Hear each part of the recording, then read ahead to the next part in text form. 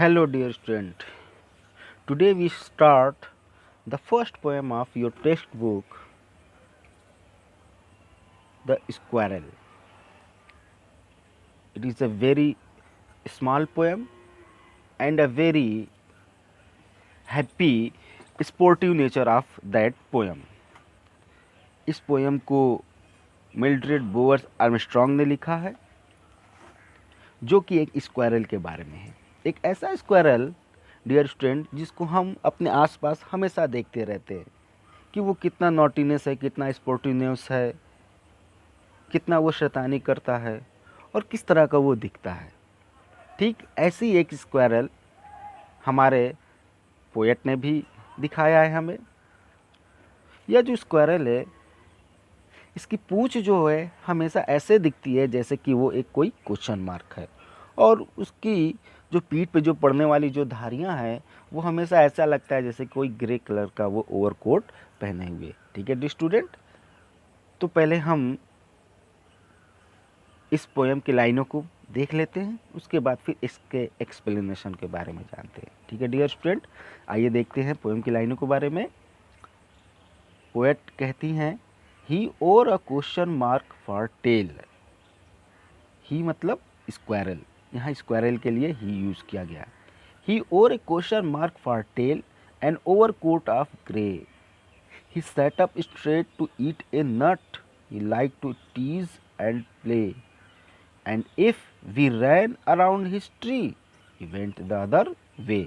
ठीक है dear student, तो यहाँ पे जैसा कि मैंने पहले ही बताया है कि ही जो है वो स्क्वायरल के लिए यूज़ किया गया है।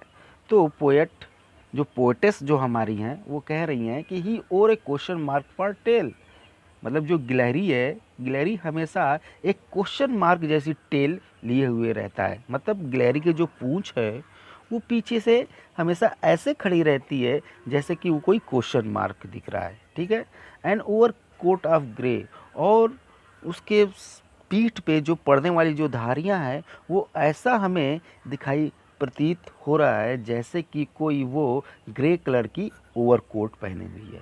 ठीक है dear student, he sat up straight to eat a nut, और गिलहरी जब कभी भी नट खाने के लिए तैयार रहता है, बैठता है, तो वो अपने आप को सीधा कर लेता है।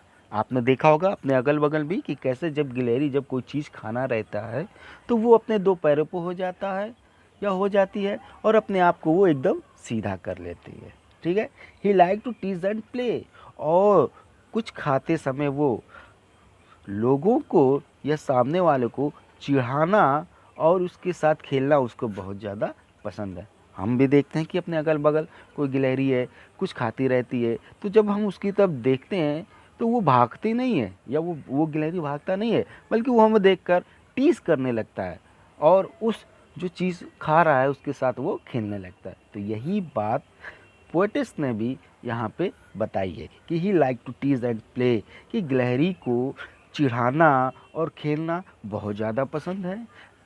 एंड और आगे वो क्या कहती हैं, if we ran around his tree, यदि हम उसके पेड़ के चारों तरफ जाते हैं, यदि जहाँ जिस पेड़ पे या जिस जगह पे वो गिलहरी खा रही है या पड़ी है, जब हम उसके चारों तरफ जाते हैं तो he went the other way, तो वो ठीक उसी समय दौड़कर दूसरे तरफ चला जाता है।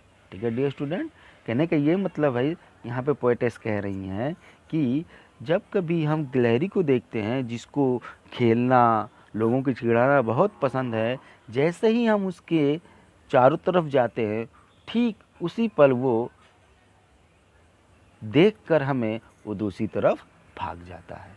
ठीक है डियर स्टूडेंट, तो ये रही पोएम की लाइनें और इसका एक्सप्लेनेशन। अब डियर स्टूडेंट, आपके मन में एक क्वेश्चन उठता होगा कि आखिर ये पोएम लिखा क्यों गया है। ठीक है, तो basically this poem is written only for fun. Poetess जो हैं वो स्क्वायरल को देखती हैं, उनके मन में स्क्वायरल को लेकर कुछ इमोशंस जागते हैं और वो उसको इस पोएम के लाइनों से बता देती हैं। और इसमें कोई, इस पोएम के लाइनों में कोई नई बात नहीं है, वो वही चीज़ बता रही हैं जो कि हम अपने अगल बगल चारों तरफ गिलहरी को देखकर, स्क्वायरल को देखकर हम ऑब्ज़र्व करते हैं, और हम छोटे छोटे बच्चे भी जो हैं, हमें भी गिलहरी के शैतानियों को देखकर बड़ा मज़ा आता है, उसके स्पोर्टिव नेचर को देखकर मज़ा आता है। शायद पोएटेस को भी स्क्वायरल की इन सारी खूबियों से बड़ा मज़ा आ रहा है, उसको देखकर वो आनंद ले रही हैं, फ़न कर रही हैं वो, इसीलिए इन स्क्वायरल के बारे में उन्होंने हमारे सामने कुछ लाइनें रखी हैं। ठीक है डियर स्टूडेंट, आई होप आपको ये पोएम बहुत ज़्यादा पसंद आई होगी और अच्छी भी लगी होगी। ठीक है dear student, thank you very much.